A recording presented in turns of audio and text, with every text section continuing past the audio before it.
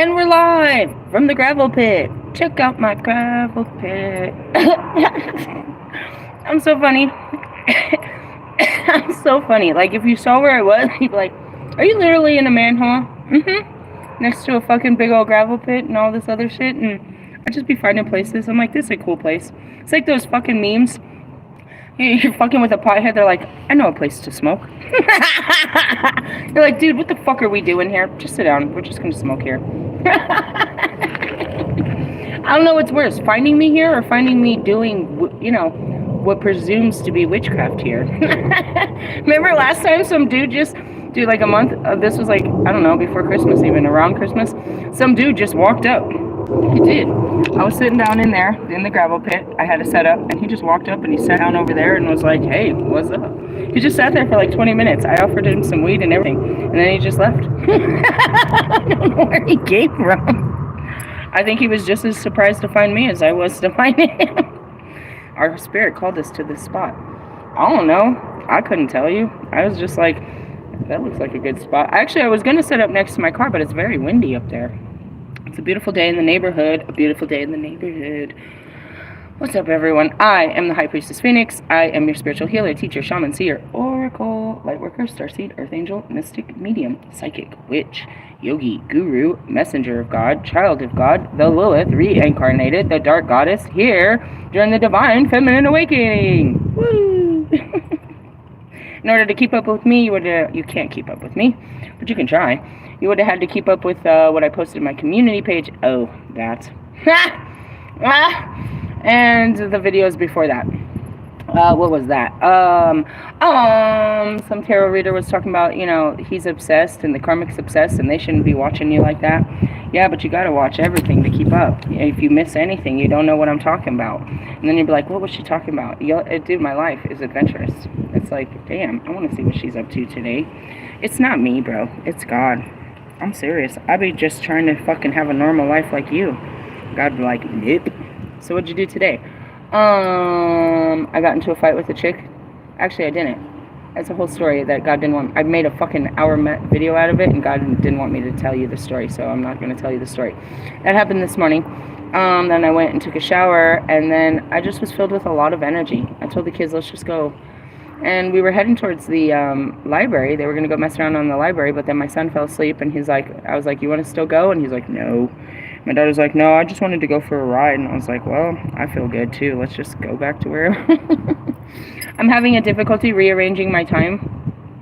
Or it's just shifting my energy into a new timetable, in the sense of not having something to do, calming myself down. You don't have to do anything. There's nothing you have to do. There's nothing you have to do. There's nothing you have to do. When you stay in this high intensity of chaos, there's always something that needs to be done, and you're always pulling or pushing. You know what I mean? I don't want to spend too much time. You know, I can't spend too much time. I'm needed here, there, and everywhere. Right now, it's like I just need to chill. There's nothing I need to do. Going back to it is like, you know, my video from last night, my gratitude video. I got blessed with enough money that I don't need to worry about nothing for at least this week. I got an email this morning saying that my taxes were accepted. Those shouldn't take too much longer. I have nothing to worry about. And it's in those times when nothing's happening that a person like me that's so high vibrational, that's so used to, you know what I mean, high density energy, it's hard to calm down. It's like you're on the edge of your feet always, and it's like, you know what I mean, it's like, calm down, nothing's happening. And that's really hard to go back to, you know what I mean, the calmness, when, you know what I mean, you're just so hyped. So I had that this morning, and then I was like, you know what, guys, I'm going to do a reading, and that should calm me down, and I'll probably be ready for a nap or something after. or have an idea of what I should do with this fucking energy. So that's where I'm at. Just, you know, I told you all weekend, it's like you face a tower on a fucking Friday, but you don't feel good about it till Tuesday.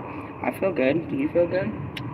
I have confirmation that the decision I made is supported by the universe, and God's got me, and I don't have to worry about it. But you do have to go through that space of unknown, that bravery. You have to go through, you know, the battle. So that's about it. I got an email saying that I need to pay up the last of my money or pay up my fucking car, but I still haven't gotten an email yet telling me to return the car. So that's interesting. And the essence is maybe I get my money before I get that email and we can fix all this and I can return it all on good terms. You know what I mean? And this was just, a break. With that being said, I'm supposed to be, I'm just relaxing. I don't want to get overwhelmed, try to start looking for trailers and stuff. I did get woke up in the middle of the night. I want to talk about that. That's bothering me. And it's probably going to come out in the cards. We're going to check our spiritual growth here. Yesterday we checked the cards and it came out with the Lover's card and the whole fucking Bobby story came out again, bro. It's like, why don't you, I wish it would go away, bro. I told you, I've done everything to make it go away, but it's just a reality, right? That shit fucking lives inside of me.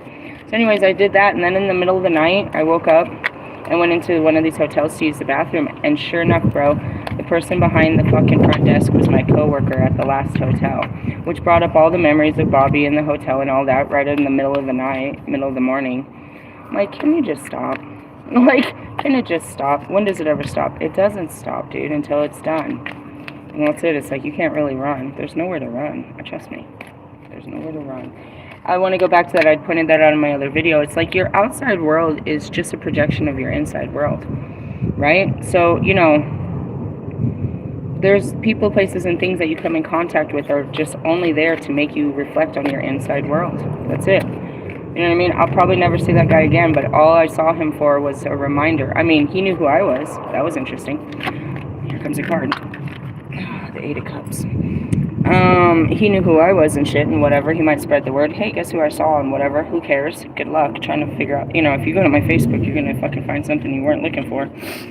But in the sense of, I wasn't looking for that either. And what was it? It was just a reminder. It was crazy. He told me the whole story, how the hotel switched hands and how they all moved out this way. And that, you know what I mean? It's just funny because I was part of that family. And it's like, it's just funny. So a lot of past was woken up at 4 o'clock in the morning by me just going to the bathroom. That's it. Like, I know what the real work is. You know what I mean? And every time I go outside, that's what it is I go outside and I'm reminded about my life, and then I have to come back and fix myself and what's happened in my life. That's why I can't do too much outside. You know what I mean? The outside is only a trigger to go inside and do all this subconscious healing. Going back to it, I shared an amazing video of Carl Jung and the correlation to, you know what I mean, the Dante's Inferno, how they both describe exactly what I do, and that's what I posted. I was like, they described it in all different ways to what it looked like. I show you what it is and how to access it. They told you what it was, but they didn't tell you how they got there. I show you how to do it, how to literally go into your own personal hells and recover, as what they say in the, you know what I mean, in the Philosopher's Stone, in the alchemical processes, your true gold, or the Philosopher's Gold. As you go into these dark places and you find the truth, your own truth. You have to go through all your own lies and your own deceptions and your own hurts and pains to get to that. Your own shames, your own misbeliefs about what happened and how you look at things. And, and that's what I told you. That's what I do all day. As I descend, only to ascend. It's all day. You know what I mean? Every day. And on a Friday, we know that's our day. We're going in and we're making huge changes. We're going into the pits of hell. It even comes with a great jingle. It's Friday then, Saturday, Sunday. And that's what we do around here.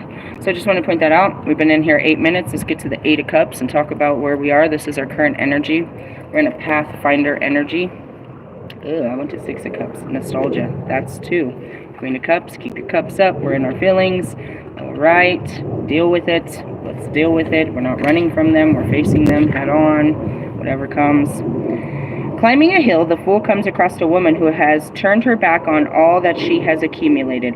Like the Fool, sets off on a new journey. She has experienced much, but now she leaves the familiar to travel to the wilderness in pursuit of higher goals.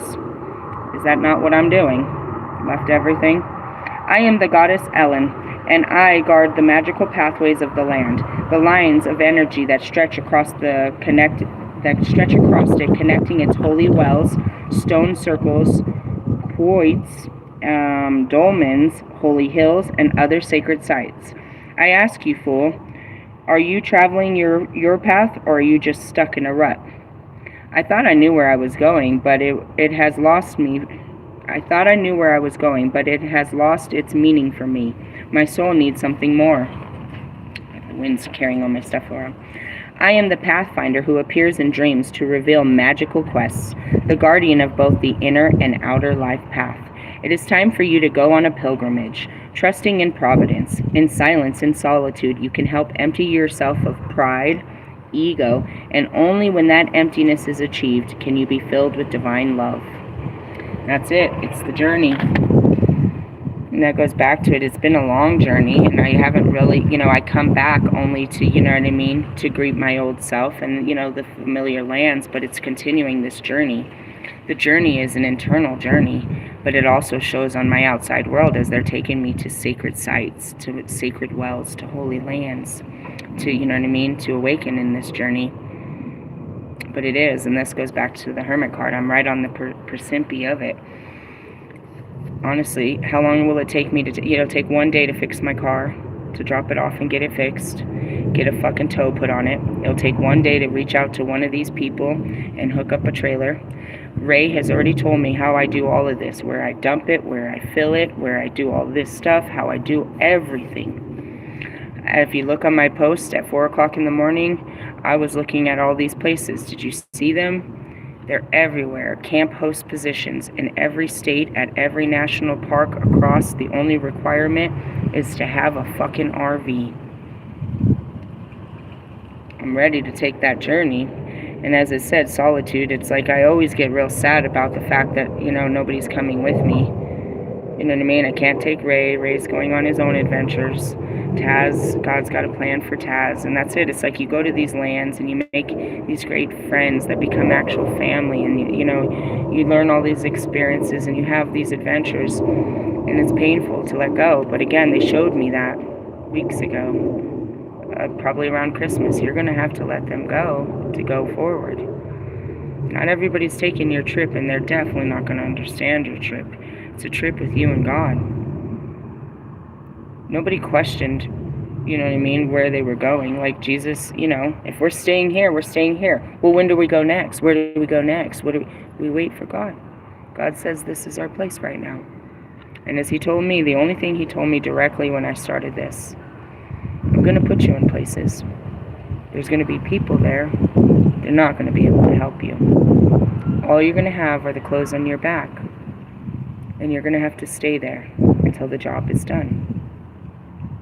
Now more than ever, I know what the job is. The job is taking time to heal myself. He has to take me to places to heal certain parts of me.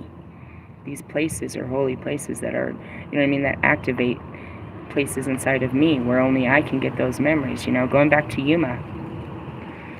Had he not put me, from the top of a beautiful mountain here at home, he said, I want you to go to Arizona. But where, God? And all I got was Yuma. Never been there before, ever. But I go, and he walks me straight into a fucking domestic violence shelter so that I could remember what it meant, so I could get those memories back. Right? It was a vacation for the kids, but it was very hard work for me. Everything's always a vacation for the kids. They're spoiled. They're wonderful. They have everything. But it's hard work for me. I have to go to these places and sit with myself and dig into the deepest, darkest places of myself and pull out all these pains and all this entertainment that you find on my channel. But it's hard. I've just been doing it for so long that I just, you can listen to me let it flow. But like yesterday, my fucking nose, I've got snot all over my face, guys. I'm covered in fucking sweat from crying. This is all hurting.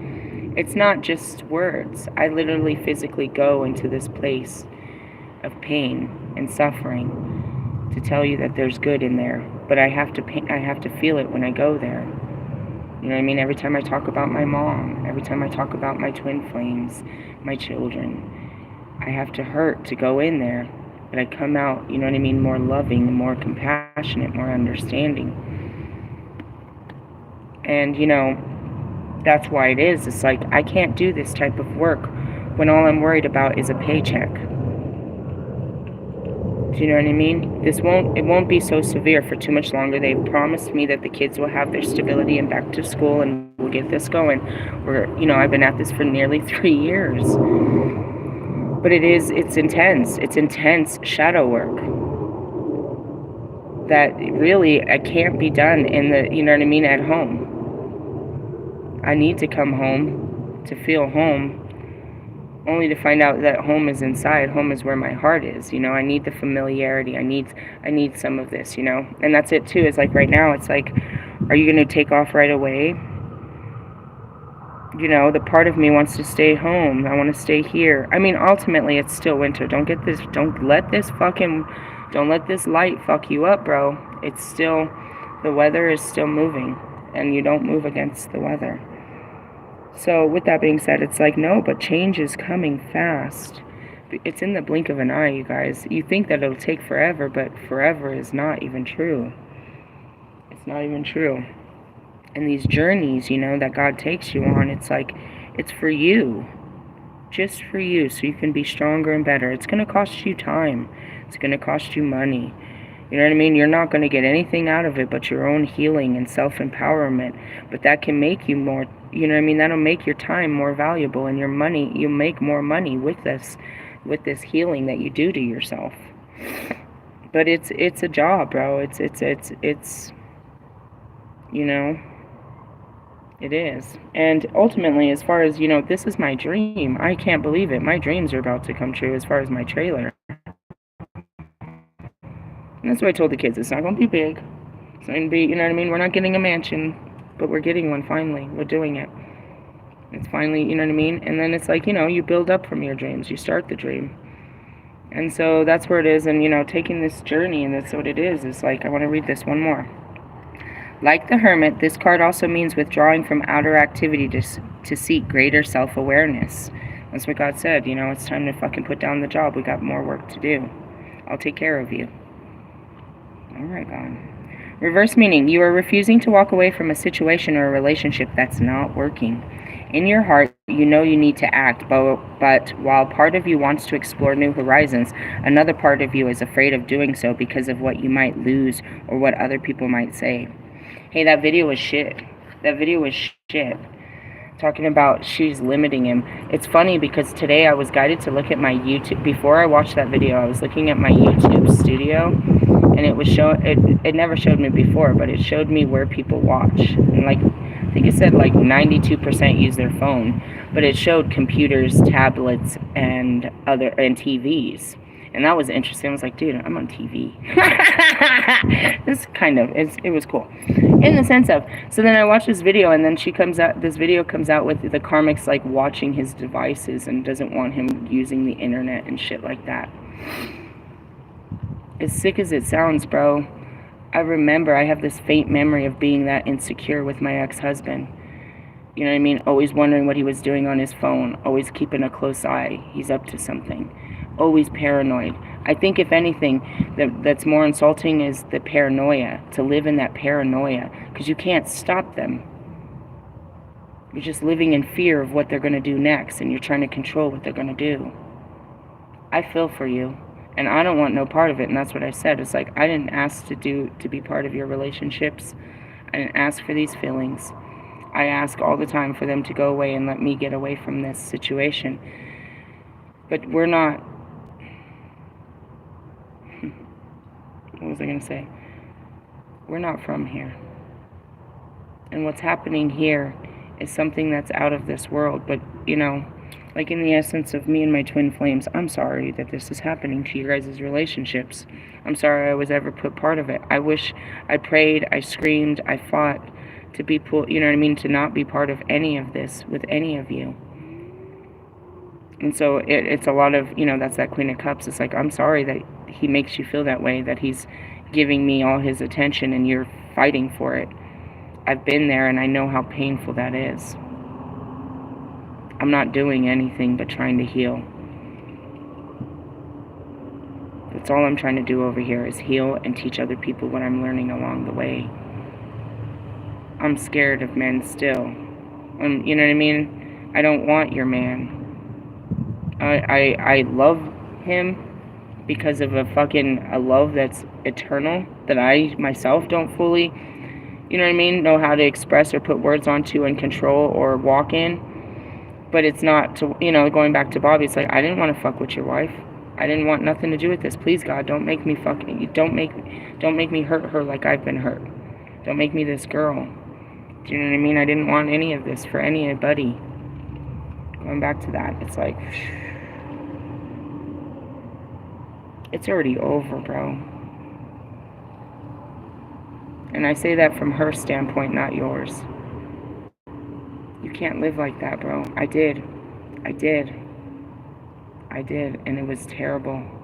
I was always trying to manipulate things, trying to keep it like, if he didn't, like, not drive down a certain street, so he wouldn't be like, hey, let's go talk to them, because I knew if we went to talk to them, then he would drink, trying to manipulate the energy, stop what I knew might happen from happening, trying to control him is what I was really trying to do. And that's what that video said. She's trying to control him from watching you, and he can't stop watching you.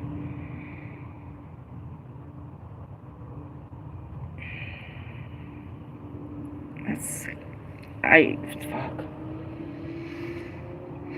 Do I want to tell, why does he need to stop watching me? And in essence, I'm going to tell you something you're not going to like. Everybody that watches me becomes addicted, and they do fall in love with me. It's compassion. It's understanding. They start to know me. They start to have a love for me. And that's what it is I give unconditional love, and I receive it. It's not with a condition. And yeah, some of my conversations get them, they feel arousal, but that's not the love, bro, that's going on here. I am God's unconditional love, and it's waking unconditional love in other people for themselves and for me. As I'm looking at them and I'm learning to have unconditional love for them, it's a mirror. It doesn't mean they don't love you. But you must understand that your guys' love is conditional. Ours isn't. It didn't come with a condition. It didn't come from anywhere. It came from God. And as far as, this right here, walking away from a situation or a relationship that's not working, if it's driving you that crazy, you can't stop a person from doing what they like. If what they like hurts you, then you need to get away from this person. If them watching me is hurting you, then you need to work on what is it that's hurting you, or you need to walk away from them. Truthfully, you can't expect someone to stop doing what they like because it hurts you. If it hurts you, then you're hurt. And are they intentionally hurting you, or are you just hurt by someone else's enjoyment? I gotta be honest, bro. In your heart, you know that you need to act. While a part of you wants to explore new horizons, another part of you is afraid of doing so because of what you might lose or what other people might say. It's time to face the truth. You're not happy or fulfilled, and you are suffering. That's it. If you guys are spending all your time watching me, why is he watching me? You know what I mean? Because he's limited. Why are you watching him watch me? Why are you watching me? You guys are not watching me for what you're supposed to be watching me for, which is healing. You're suffering. You need to devote some attention to your own needs, your own dreams, and your own happiness. Not in frivolous, superficial manner, but a deep spiritual level, just as I have to do often. I know you wish that you were important. You are important, but there's nothing more important than figuring me out, bro. I spend all my time on me, bro, until God said, go look at them. And I don't want to, because it always comes with it ends up being healing. And I know this, and that's why it's like, you want me to, you know what I mean? You think I want to be in front of them, but that's all face-to-face healing, non-stop healing, bro. Everything you say or do is going to heal, is going to force me to be better. And that's vice versa, why neither one of us, any of us, want to get close. If I get close to her, dude, I'm going to have to step this shit up. She's going to expect. They're going to expect. And that's the same for me. I can't be acting like a bitch. Can't be selfish. Can't be fucking, all the things that I am. But that's where the unconditional love is like, we learn to accept that, it's not what is on the surface. Current energy. Spiritual work in hand. Damn it, I told you. I saw them before they came up. I flipped my cards through them. The Queen of Cups. Let me take a minute. I wasn't all loving. I'm more hating than loving. That's not true. They said that's not true. I feel like it. I feel like I'm better at hating than loving. Loving is weird. It comes out funny. It feels awkward. I mean, I go with it. It's entertaining. But hating is so much... It's more fluid for me. It's more easy. It's more... it's more comfortable. It's comfortable. I'm comfortable hating on your ass.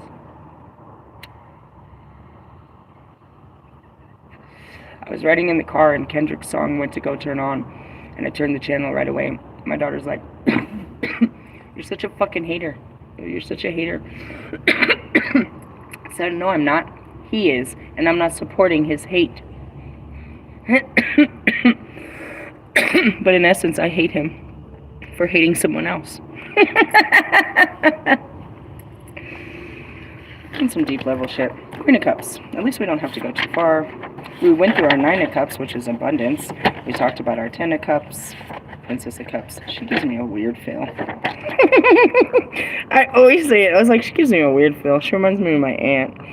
She's a weird. What was up with my aunt? She was lesbian. There's another great example of how I was last to find out about some shit. Tell me. 9 of Cups, Queen of Cups. It's the Herfest. Fuck off, bitch. I can't stand this bitch upside down, dude. I'm gonna get mad at you. 99. The fool travels on through the fields of the harvest corn until he encounters a mature woman sitting on the sheaves of gathering grain beside the misty river, making gold by the light of the setting sun. The wheel turns, she tells him. The nurturing waters of my rivers and the gentle rain have nourished the crops. Now we must gather the bounty of the earth and the culmination of the year's work and give thanks. Oh yeah, I did an offering over there by this lake. Dude, there's a billion. If there's nothing over here, I know for a fact there's a billion raccoon out there. I seen him. He turned on this. He has this cool ass fucking light, dude. This light is so... I'm gonna get me one of those, bro. Anyways, he turned it on and he was flashing it down there, and we saw all the pairs of lights. There's so many of them. So yeah, I did a big old offering down there. Lengthy shadows cloak the land, cooling the rich earth and rippled seeds as the day and night stand equal once more. But the dark is gaining. I am the Queen of Autumn, who approaches the dying fire of the sun and the laminate and the falling god of the corn as she travels to the land of the west.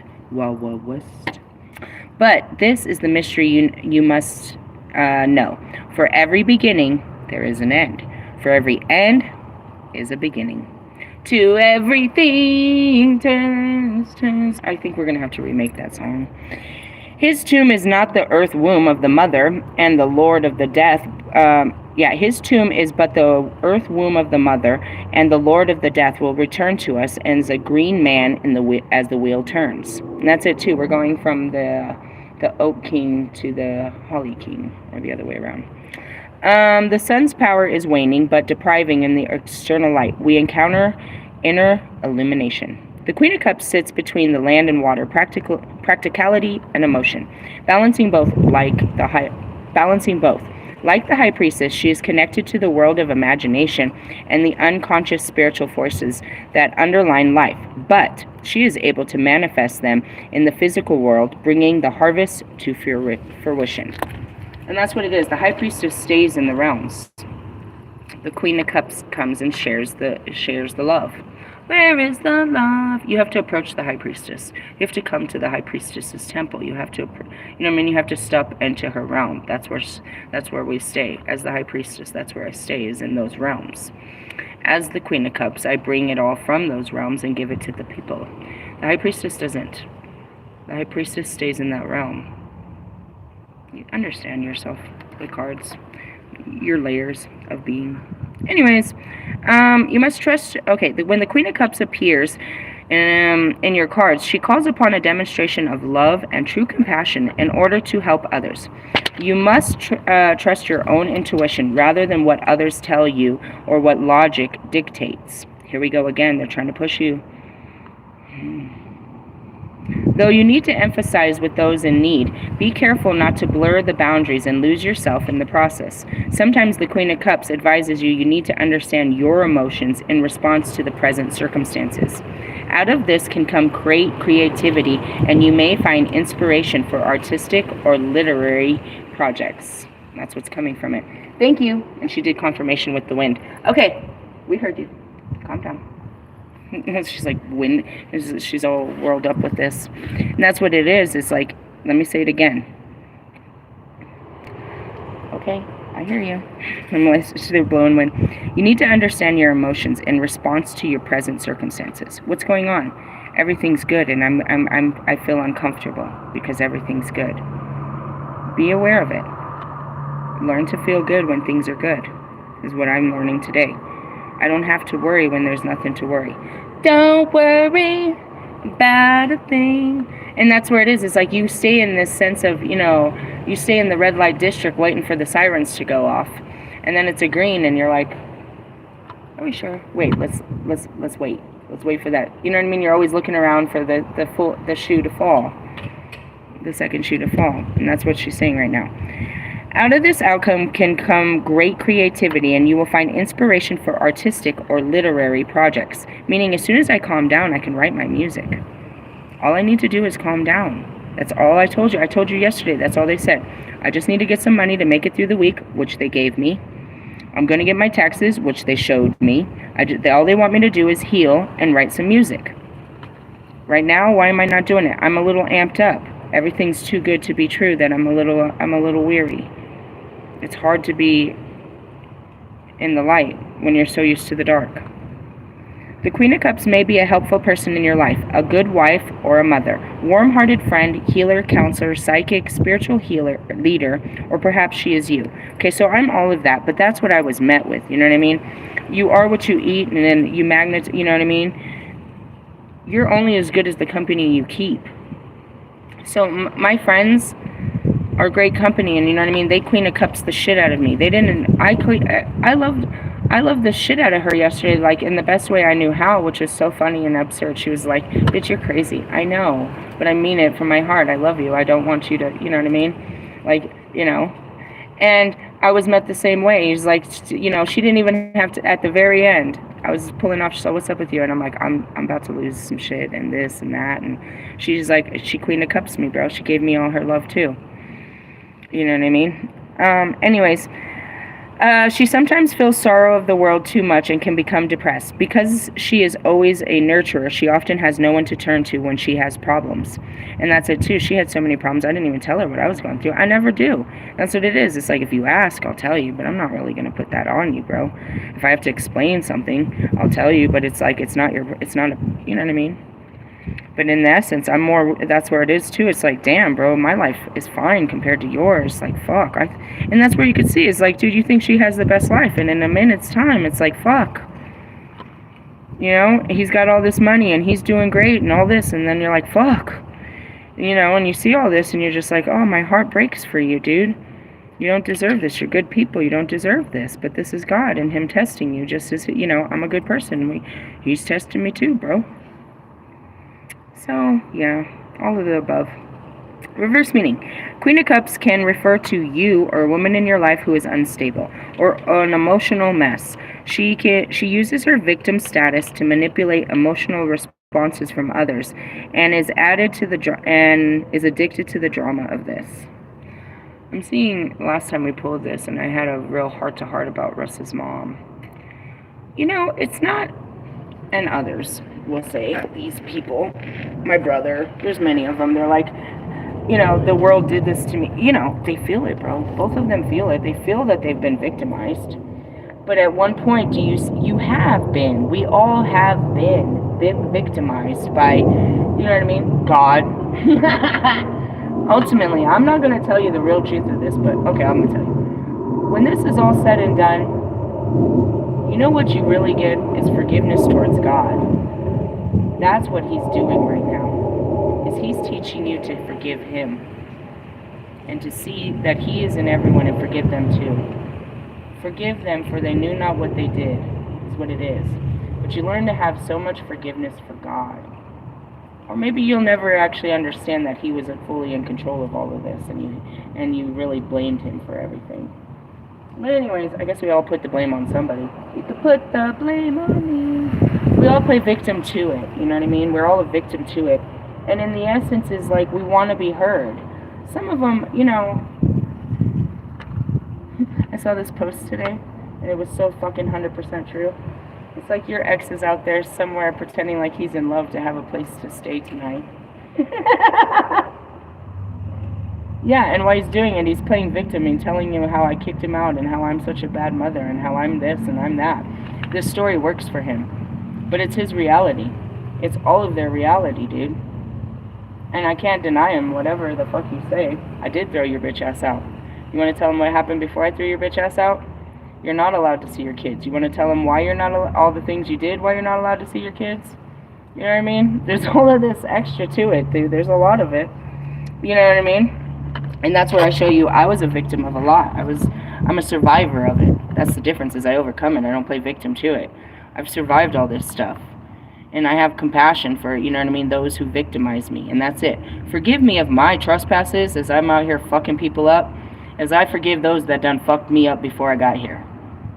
You know what I mean? Forgive me for my foul mouth as I forgive those that had a foul mouth. Forgive me for all the things I do as I forgive those that did it to me. And in essence, you know, you're forgiving God because he does it to everybody. And you're like, hey, bitch, it's all your fault. I forgive you, God. That's why he forgives us, because we are him. And if he can't forgive us, then how the fuck are we going to forgive him? It's a family affair.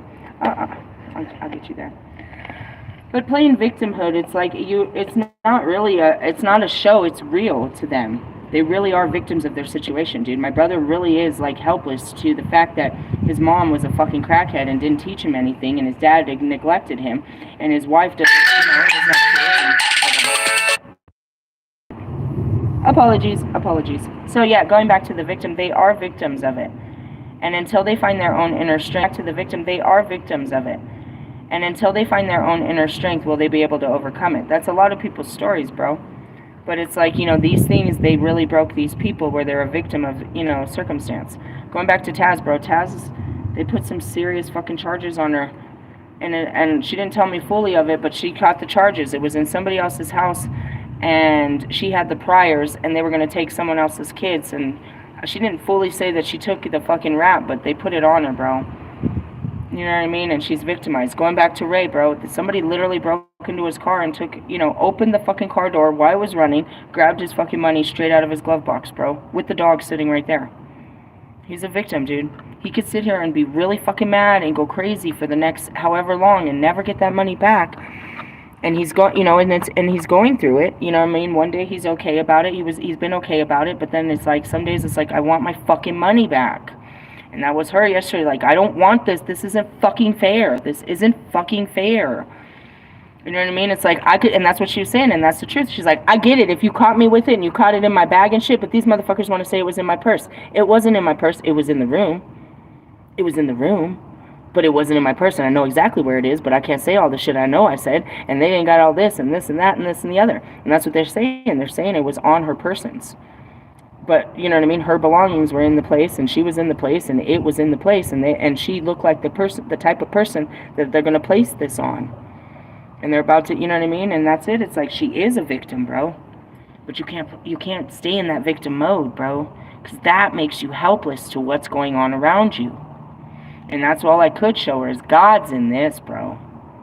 God's got his hand all over this. If you give too much power to the situation, the person, the place, or thing that you're caught up in, you're a victim to it. And that goes back to whoever the karmic in this dude is. The fuck you mean you can't watch YouTube, use your phone and shit like that? Like your wife don't let you, and that's those people. Remember, like, years ago we used to make fun of them? They had those joint Facebook accounts and shit. We're like, me and my ex, even when we were together, we were still blocked on Facebook. We didn't even fucking, no, you're not part of my friend circle. You're my husband, not my friend. You don't hang out with my friends. We have separate lives. And you wonder where the paranoia came from. Anybody that had a fucking man had a penis was blocked on mine. I'd find all kinds of people on my block list after we'd break up. Crazy shit. Crazy. Crazy. I was crazy too. We're just, like attracts like. We liked it like that. Until you don't like that shit and you're over that shit and you're like, okay, I don't want to live like this. And going back to trust and shit, like, oh, bro, I can't even be. I'm not ever gonna sit there wondering what the fuck you are doing or thinking. If I have trust issues, then we have issues. We have something going on here. Like, should I ever really wonder what you're doing? What the fuck? You're gonna do whatever the fuck you want any fucking ways. Me fucking in your face, it shouldn't change it. You should just not do shit that I shouldn't worry about. But in the sense of, are you capable of making mistakes? Yeah, I slept with that. That's not a mistake, bitch. That's not a mistake. That's an unhealed problem that you need to go see a doctor for. That's not a mistake. I accidentally slept with her. That wasn't an accident. I know I was fully in your face, in your head the whole time you made this decision. That's not a mistake. Saying something in the midst of being angry that might have been too, you know what I mean, explosive, that was a mistake. That was a mistake. I shouldn't have said that. You know what I mean?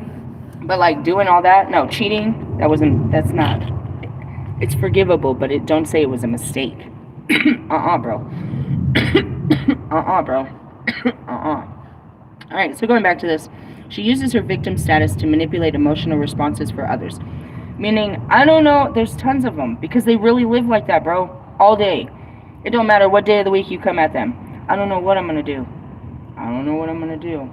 And then all they're going to do is dump truck you and tell you how bad their life is. They're only focused on that, and they literally don't know what they're going to do. So they're literally pouring out to people all the time looking for help. They're helpless, bro. Helpless. They're addicted to the drama of this. Addicted, I don't know. I think it's just, I wouldn't even say addicted. I think it's an unconscious pattern that they're doing. You know what I mean? They want people to feel sorry for them. I'm even seeing Kanye, bro. Kanye played full victim mode about the Adidas thing until I came out. I'm like, bitch, you broke the contract. What are you talking about? No, but they took away all my bro, they told you they would if you did this, and now you're playing like you didn't know. Maybe you fully didn't understand, but you're getting an understanding now, and you don't get to play around acting like a fucking victim. You know what I mean? I mean, he does. He wants everyone to turn it, and fight for his cause, because it's just not fair that he lost his Yeezys. Bro, they told you to act a certain way. You didn't act their way, bro. They told you exactly what they were going to do. You put your name on the line, bro. They told you exactly what they were going to do. He's playing stupid to us. He just didn't fully understand. And that's going back to my son. You know what I mean? And that's any of us, bro. If we're in the room, bro, you got to keep it up. It could have happened to me. It could have happened to anyone, bro. If you're in the room with priors and something goes down, the cops come in and they find guns and fucking drugs and all kinds of shit. First thing, if nobody wants to say who it is, they're gonna run priors first. Who's most likely? They're gonna play detective real quick, and they're gonna put it on somebody. And if there's nobody to put it on, it's the person that lives in the house, the person that's driving the car. You know what I mean? If you're in a car and your homeboy has fucking, 200 fucking pills of fucking ecstasy, and you don't even fucking know it, and you get pulled over for running a fucking yellow light. And now he shoves those fucking pills under your fucking car seat, under your fucking seat, because he don't want to go to jail. You're going to jail, bro. You can't even do shit about it. And you're going to be hella mad for hella long that your homeboy did you like that. It was self-preservation, bro. It could happen to any of us. So that's why you got to be careful of the company you keep. For sure. For sure. For sure. And when it happens, you are a victim of it, but you gotta also own it, bro. You gotta own it. Alright, she is extremely exhausting to be around, as she either lashes out or demands sympathy. Right? Meaning you're gonna, oh god, I don't even want to talk about that type. At the core of her problem is a deep sense of self-loathing, which may stem from past trauma, from drugs, food, or alcohol abuse, or simply the awareness that she has wasted her talents and opportunities. She cannot be helped until she genuinely wants to change. Here it comes. You're lucky I'm in the Queen of Cups, bitch. This bitch. Hold on. I'm waiting for the right words to come out.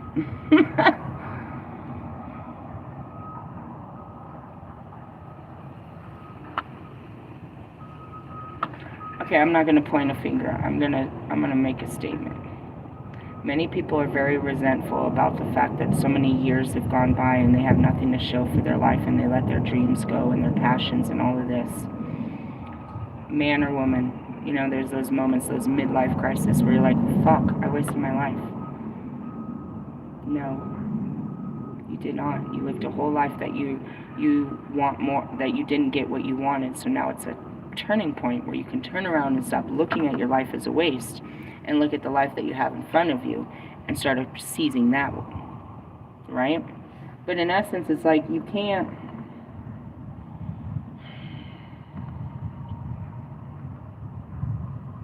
I'm looking at a specific girl, right? She's a self-loathing little insecure bitch. Okay? She does do drugs and she does do alcohol, but it mostly stems from food. She can't take in food. She has to be very food conscious. She has to maintain a certain fucking, you know what I mean? She made her whole priority about her appearance, right? So now, you know, she's self-loathing in the fact of, you know, simple shit like she can't eat what she wants, the food she wants to eat. You know what I mean? But there's nothing wrong with alcohol or drugs. You know what I mean? So these are all just, you know, bandages to what's really, really going on. All right? She is fully aware that she has wasted her talents and many opportunities, or perhaps haven't discovered what her talents are and feels like she's wasted a lot of opportunities. It's okay. There's many times that I woke up in my life and I realized that after I finally broke free from my husband, I'm like in my 30s and I'm like, fuck, bro, I have nothing to show for my life. I'm pretty much where I am right now. And I have to drive, dude. I have to that was my whole drive, is to reestablish my identity through my material world. I needed to get me a good job. I needed to build a house. I needed to rebuild myself. I spent all that time doing it, which would have been, 6 years? Building myself up, only to discover there was no self in there. I was just pursuing the programming of the Matrix that I had a self because I had now this house filled with all this furniture and 2 cars and a job and music and all this stuff. But no, still no sense of identity, which I discover every day is, you know, I establish my identity every day. Whereas then I was trying to, you know, in the music, I'm trying to put myself into music. Now I am a singer and songwriter, where I was trying to establish myself as that. I was trying to establish myself as all of these things, as my identity through this material world. As I lost all of this stuff, I discovered who I really was outside of the establishment. You know what I mean? Here's what that looks like. Now, that's why I'm seeing this. It's like, you know, at the core of my problems was self-loathing, which stemmed from my past trauma, from drugs, you know what I mean, and from alcohol abuse. Not so much food, you know what I mean? Or simply, well, I mean, I did starve. I fasted always. We realized that. That's just how I eat, is 1 meal a day. Not because I was forced to, but I just, you know, going back, I think that that's all we were given. I mean, honestly, I think it was just a super programming. I was too busy to sit down and eat. And then when I eat, I get tired and I don't have time for that type of shit. It happened this morning. I was like, oh, fuck. I ate a fucking taquito from fucking 7-Eleven and had some soda. I was ready to crawl back in bed. It's like, this is why I don't fucking eat. Or simply the awareness that she had wasted her talents and opportunities. And that's where it was, too. I wasted all these years on you. I wasted everything. But then again, I seized it when I felt right again, you know what I mean? I realized I started to develop talents that I thought I had and started to seize opportunities. She cannot be helped until she genuinely wants to change. And this is it. It's like, you know, going to these people, it's like, you can give them, you know, Russ, I'm trying to save her from this, but it's like, she's not going to become any better than what she is, because their problem is what's inside of her. She's going towards these things because of her insecurities on her level, and putting herself in insecure places, bro, and places of judgment is only going to make her life harder and harder and harder. And that's for you too. Judge, but you put yourself in a competition of judgment. You know, so now it's like, okay, she wants to create, you know what I mean? Giving her a music career, just like you, buddy, doesn't make you whole. It just gives you something to do with your time. And it's a creative outlet for your emotions, but listen to what's coming out of her. I haven't heard the songs, but there's fucking, come on, bro. That's why I'm on you all the time. It's because look at what's coming out of your emotional state. You're using these creative pathways of just, for destruction of other people. Meaning you're forcing your shitty feelings on other people for fame and glory. In hopes that they would like you, and all you're telling them is what's wrong with you. Shut the fuck up, guys. Oh, man. And what is it in essence? It's like you're trying to be me, is what I heard. You're not doing it like me because you're not doing the healing. You're just projecting your fucking bullshit, bro. In essence, you play victim to it.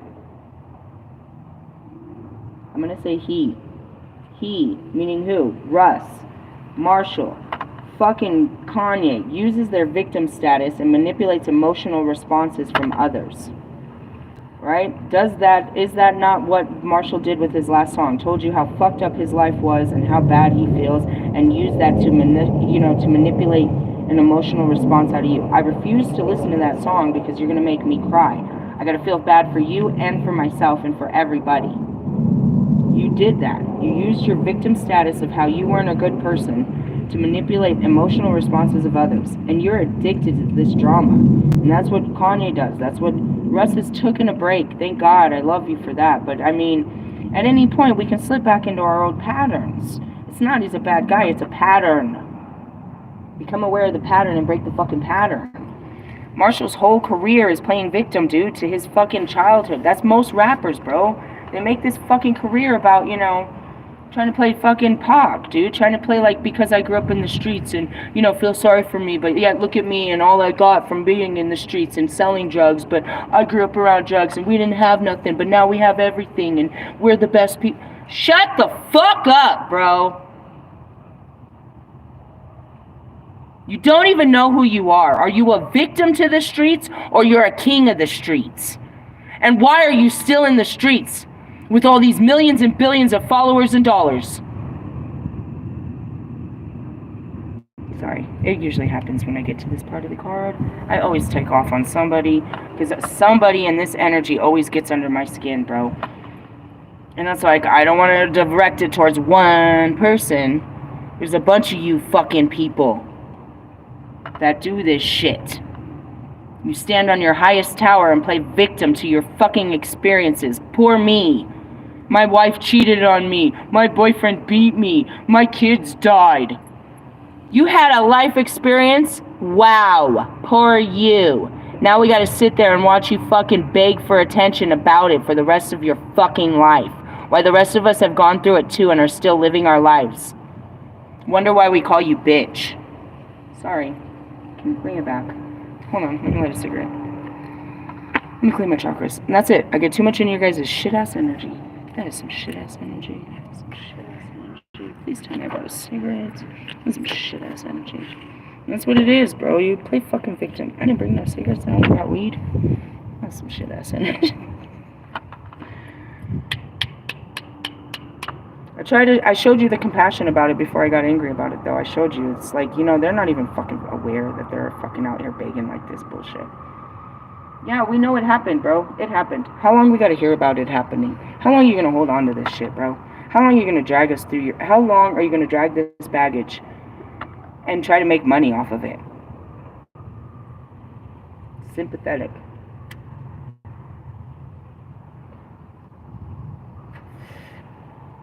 Dash tells something. I never even listened to the fucking story.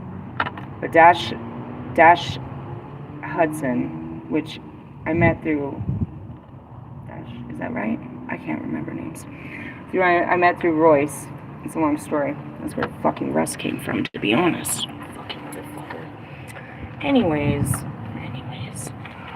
He is a inspirational speaker or whatnot, and he teaches you how to overcome, your traumas. He telling his story about how he himself was sexually abused as a child. Okay, but he literally makes a living off of it, and he does these conventions, and he just tells everyone over and over and over about overcoming it. Like, that's the only thing he's ever done with his life is tell this story about this time in his life. And I'm telling you, every time I got to go to these moments, I have to be in that place. So basically, all day, he's addicted to it. He's addicted to the fucking attention he gets about the fucking shit he's, you know what I mean, telling people his story. I don't want to fucking tell you my story, but I'm going to tell you my story. It's not a story you want to hear, and it's not a story I'm proud to tell, but it's a story that many people have, and there's a story that happens every day in people's lives, and there are many people that don't have a voice to tell their story. So I'm going to tell you this story. Tomorrow, I'm going to tell you a different story. But we're not going to keep telling the same old fucking story. I don't want to tell this all the time. I'm not going to keep talking about child sexual abuse for the rest of my life, bro. It happened to me. It happened to you how many times, Dash? How many times were you victimized that you're consciously aware of? By how many fucking perpetrators, Dash? And you've made a whole lifestyle off of that experience. Alright, dickhead. How many times am I fully conscious that this has happened to me as a child? How many different perpetrators? And how often do I enjoy telling these fucking stories and making a life out of it? Now, is that the only thing that happened to me? No. There's more. But wait, there's more. Those stories are only used when appropriate and when needed, not just to fucking sit there and feel sorry for me and this is power and this is this and that. Yes, my power comes from not, you know what I mean, being the other people of when this happened to them. So that, you know, the power is in the people, not me. I was powerless to what happened to me. I was powerless to the feelings of it. You know what I mean? The memories, the thoughts of it. You know, there's no power in it. But to sit there and just be that person all the time, you know what I mean? And that's it. That's what he does all the time. You know, me and my story. That's your story? That's what you're... And he drags his kid around, you know what I mean, for years. He goes to conventions. Not only does he tell his story, but he's got to listen to other people's stories about being raped and abused and neglected. You know what I mean? If he's telling child sexual abuse stories, he's around child sexual abuse victims and survivors. He stays in that energy forever, bro. And as I tell my husband, I'm like, do you understand we're going to have to go talk to those kind of people? Drug dealers, prostitutes. Not just those. We don't just stay in one place of hell for the rest of our lives. We're going to all places of hell. Let me let you know. But in the sense of, go fuck yourself. You're staying fucked. You're staying in these memories trying to, you know what I mean? You're not inspiring. You know? I'm seeing, it's like, what's the difference between him and Sound Guy Roo? As far as the power trip of it. The spiritual power trip of it. You know what I mean? This happened to me, and let me tell you how to live your life, how I live. You know, no, bro. No. That's all he talks about, bro. His whole life is about being raped as a child. And he tells the story over and over and over. Do you have no better stories to tell about your life? You've made that your whole life. You're still a victim to it. You haven't laid it to rest. Laying to rest is accepting what's happened to you and being able to talk about it to others when you know that they're suffering from it. But not just sitting there. You know what I mean? Like, you know, going back to Marshall. Bitch, what? You have drug problems? Oh, how convenient. So did the rest of us. It still gave you no right to run around running your mouth like that to people. You know what I mean? You want us, you know, like, here we go. I hate when I do that. I'll put them on the tower only to have to fucking tower the shit out of these motherfuckers. Hi, Tower! Talking about yesterday. He's such a great guy. And then you look at it, it's like, they're great. There's lots to love, but there's lots that they need to work on, bro. You need to work on this, like, for real. I've told you this forever. And that's it. You can see it in their works. Their words, their actions speak louder than their words, bro. They're unhealed, bro. I can't wait for Russ to drop his panties. I'm calling this whole fucking album the Drop Your Panties, bro. What does that mean? I don't know, bro. I have no idea what that means, but every time I refer to him in this album, my Holy Spirit says drop your panties. Which means what? We're going to see a vagina? I have no idea. And that's where I saw this thing. What the fuck, Ken? That's a vagina. His last album was all a trauma album, bro. About how he's all fucked up. Boo-hoo, childhood trauma. Fucked up dad and fucked up mama.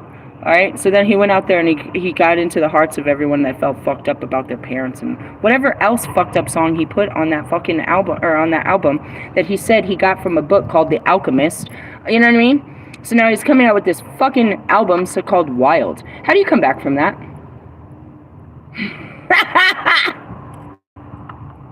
So R. Kelly with that 13 minutes. I think you really, I don't know. And that's it too. It's like you can't make regular music after saying some shit like that. Act like somebody didn't hear that shit. Like we didn't hear. I didn't listen to it. So I'm telling your fucking child, inner child, that you're proud of him. You're proud of yourself the way you're living your life right now, bro? Shut up, bro. Shut up, bro. Put your pennies now.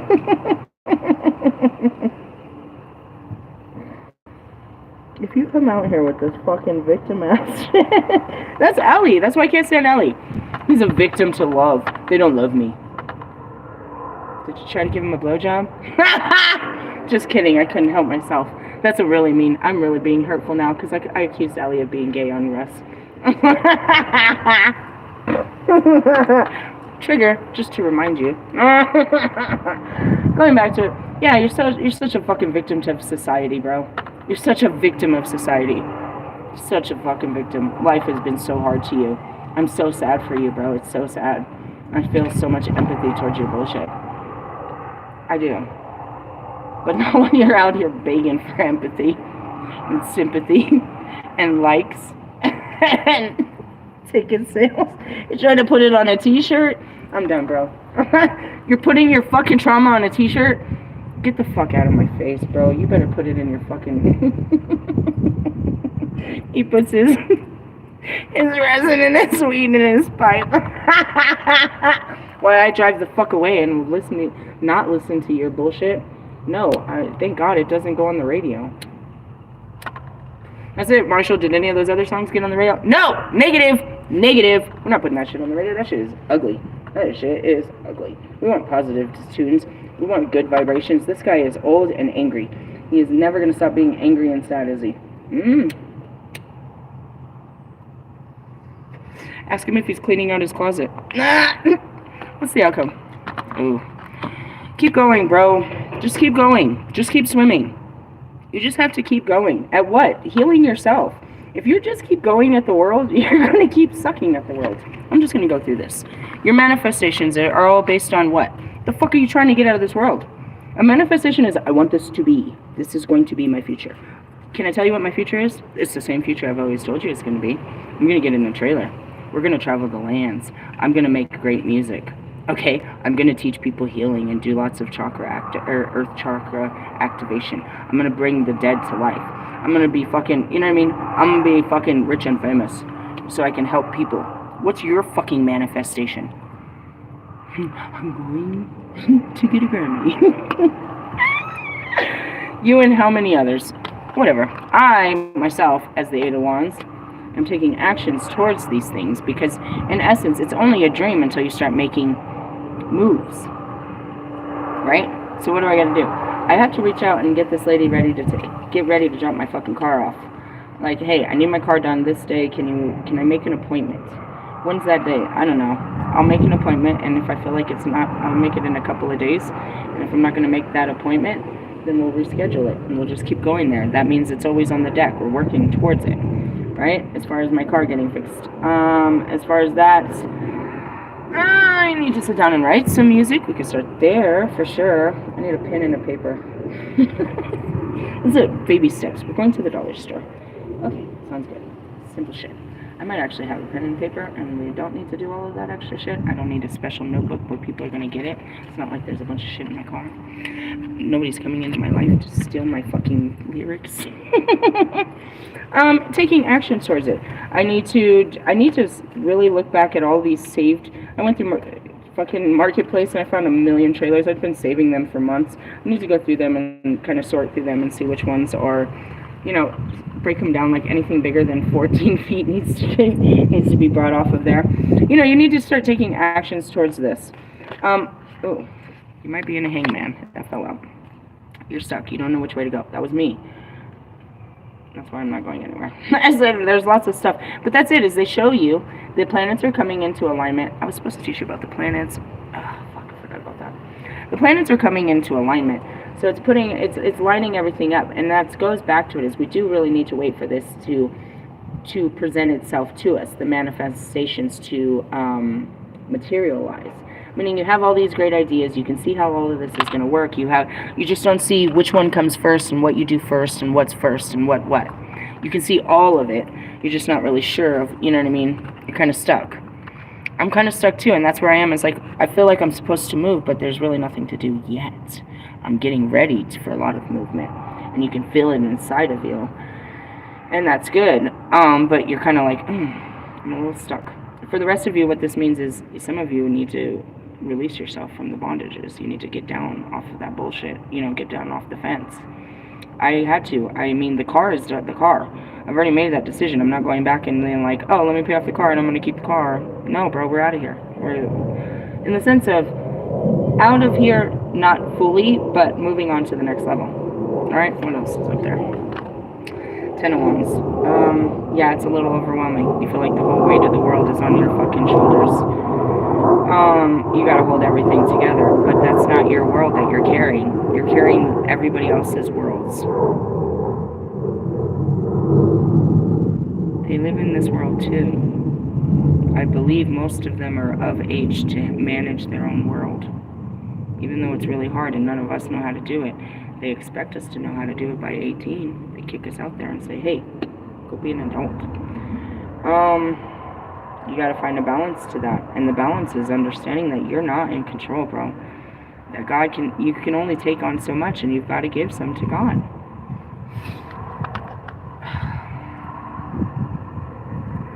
The only way you're gonna win, and that's what I told Russ. I don't know when I told him. I told him something last night. The only way you're ever gonna be able to... Something. What did I tell you, dickhead? Hold on. You can't be a leader of the journey, or you can't be a leader unless you take the journey. And the journey starts with letting go. You can't even speak on this shit, bro. And that's why I be laughing at fucking Mike Stud all the time. He wants to make you think that he went through all this shit, but all he did was rebuild the same shit that he had. He didn't do anything with it. He didn't change. And I keep seeing, oh, he pisses me off. I keep seeing fucking Tom Brady on this Hertz commercial on YouTube. I can't stand you, Tom Brady. Can't stand you, Tom Brady. Why? Tom Brady's a waste of space, bro. He only did one thing with his life. He could have did many things, but he just held on and held on and held on. Kept telling people he was going to retire, but couldn't because he was too fearful. And that goes back to, he's the iconic don't be that guy. And that's who these guys hold on to too. It's like you have one skill and you're going to hold on to it forever till you die. You're going to be fucking Tom Brady. You're fucking Tom Brady. I can't stand fucking Tom Brady in that sense. You're not going to actually be able to live until you let go of some things. You're not going to have freedoms until you let go. I lost my house. Only so I can get, the freedom of living free in the land. It took a long time to get comfortable with that and to get it right. But there was levels to it. And thank God I didn't start in my car. I started actually in a tent, which was fun. You know what I mean? It really was. I spent plenty of time in the hotels. I really don't like hotels. They're great and all, but I'll have my own shower facilities in my own car. I am going to get a fucking blow-up fucking hot tub for my spiritual baths. We already talked about this. I know how to build a really cool fence out of these little bamboo things. It'll have lights, camera, action. Who's the action? I'm the action. In the sense of, I had to let go of the old life, and it takes a long time. That's what I was talking about. You're like, you're still doing this? I'm still trying. It's hard to let go. It's so hard to say goodbye. It's hard. But it starts with letting go. I can't tell you that enough. You're going to have to lose who you are to find who you are. You're going to lose everything. You're going to lose your mind, your reality, your stability, in order to find your soul and your freedom and your purpose. True story. Once you find your true purpose, you'll get to start over again. But until then, dude, everything you try to build falls to the ground because it's built off a faulty foundation. You're building it off of fear. You're building it off of insecurities. You're building it off of, you know what I mean, oppression. You're building off of, you know what I mean, like, I have to do this. You know what I mean? You're building it off of guilt. You're building it off of societal norms. You're like, that's what it is like, your foundation. Why did you do this? Why are you trying to hold this house together?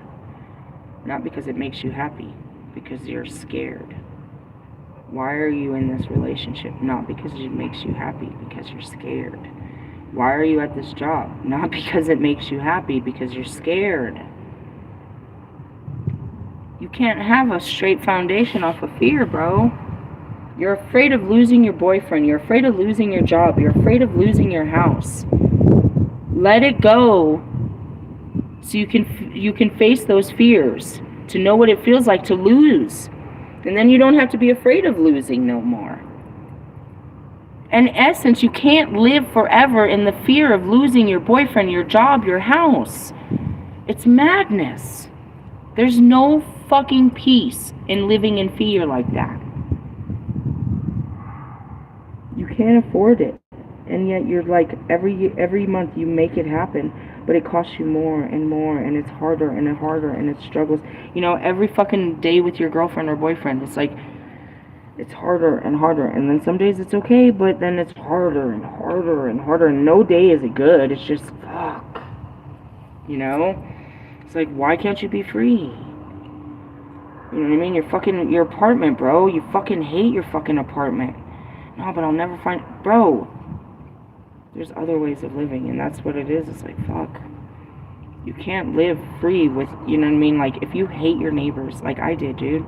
I hated my fucking neighbors. I hated my house. I hated everything. I had no peace there, bro. As soon as I pulled up, bro, as soon as I'd open my door, I'd have that bitch on me, bro. I had cameras, I built a fence, everything. They wouldn't fucking leave me alone. I had tweakers, I had the fucking mariachi band downstairs, and all of their fucking cousins and tios and aunts that would park behind me, and I could never get my car out. I had the other fucking tweaker who was always stalking and screaming at her kids that triggered my childhood wounds. I had the drunk across the street who was out there, hey girl, it's Friday, like that bitch, everything. I couldn't stand where I lived. I couldn't stand it, bro. Like, how can you say I loved my house when I couldn't stand the people? I couldn't stand the outside, and then the inside was even worse. It was filled with all of this, I've got to clean this, I've got to organize it, I've got to make it look pretty in case anybody ever comes in. I never let anyone in.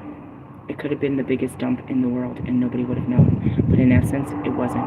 It was hospital fucking cleanly all the fucking time.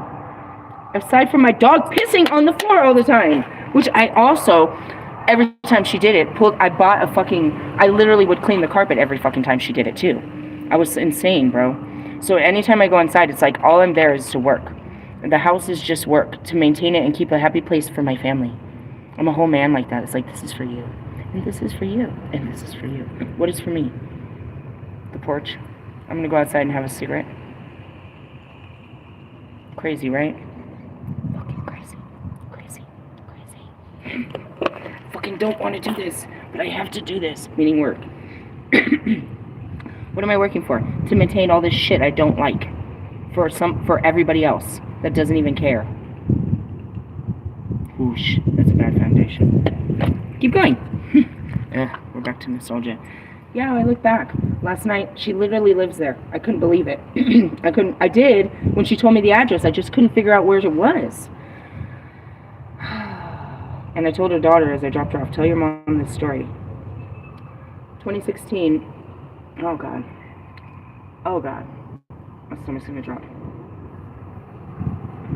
I came to Colorado with nothing. I had my babies. They were little.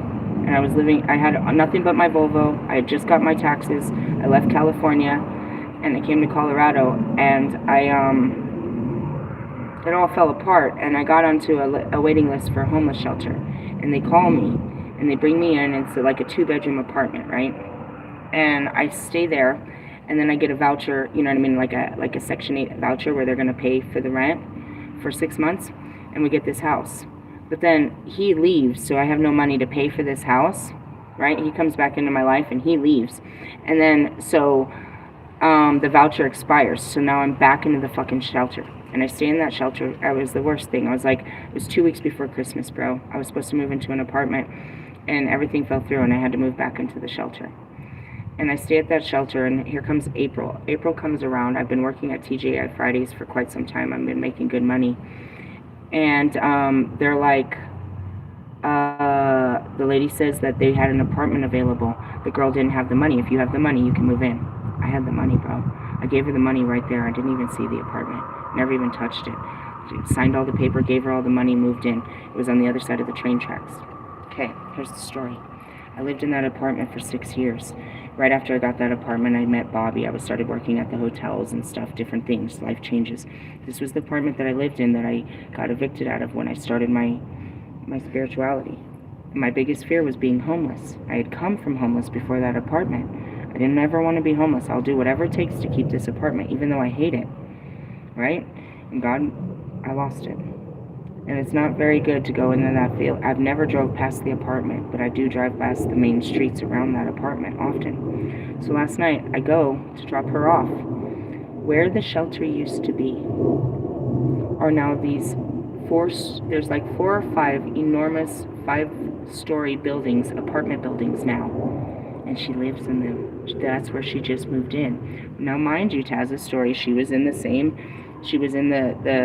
fucking hotel with me on a homeless voucher, but she got her housing, and now she's got housing at the same place where my story started. It was full fucking circle, bro. She found hope in a new life in the same place that I had hope in a new life, and it's in the same place where I left my life, because it's literally right, you know, this is in Commerce City, and it's off of Colorado Boulevard, and I lived on the other side, you know what I mean, by the Fairfax Park. So it's like, you know what I mean, I had to go back to where I came from, full circle, where it started and where it ended last night, only to wake up this morning and see that I'm going somewhere totally different. I came from here, but I'm not going back here. I'm going somewhere different. But I did have to go back and revisit it. It was crazy. It was crazy. Let's keep going. Truce. It all comes down to a truce. It's just, what does a truce mean? Coming to an agreement, or coming to an understanding. That's all that a truce is, an understanding. I'm seeing that moment when Achilles is talking to, you know, the king of Troy. He's all, if I let you take your son, it doesn't change anything. You're still my enemy tomorrow. And he says, you're still my enemy tonight, but there's honor amongst something like that. It's like you come to an understanding. A truce is an understanding. We're enough. We've come to the understanding where it's enough. It's just enough. Neither party wins, neither party lost. It's over. Enough. You know what I mean? When that happens, it's like, you know, it's over. There are people that feel like, you know, they lost. There's people that feel like they won. But it just means it's over. And for every beginning, or for every ending, is a new beginning, as the clouds come out. We're going to leave it on that note. I don't know. We went through a whole bunch of stuff, spiritual growth and stuff. I hope you're growing. I hope you're facing your realities. I hope you understand what we do over here.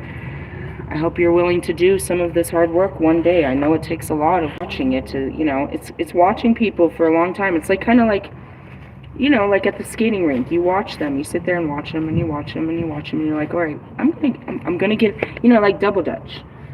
Okay, I know how it works. I think I can do it. I think I can do this. All right. And then you psych yourself out.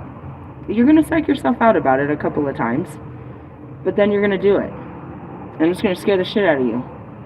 But then, you know, you're going to survive your first ego death and your first transformation, and you're going to see some intense change happen in your life that you, like me, might kind of get addicted to it. Like, all right, I think I can do this again. I think I can face this again, God. I think I'm ready to change some more. I think I'm ready for it to be stronger. I think I'm ready to face some more shit. I think I'm ready. And then, you know, before you know it, they think you're ready, and you really don't think you're ready, but you're so ready for the shit. And you don't get here, that's what I posted. You don't get here like me without doing this shit, you know, waking up with Kobe 4 o'clock in the morning, doing it 5, 6, 7 times a day. What is it? Feelings. Memories. I don't have memories, so mine are feelings. I'm chilling. There's nothing going on in my mind. I can see the universe. God's talking to me. I can see all kinds of, you know what I mean, realities. I can see conversations being had. I see all this beautiful shit, and then all of a sudden I get this feeling. And I don't know what it is.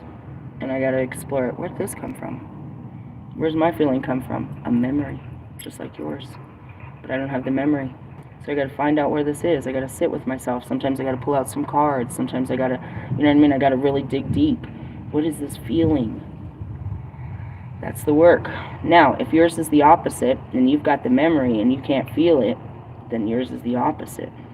It's the same shit, bro. We're dealing with memories and feelings. I was doing just fine until I thought about that person.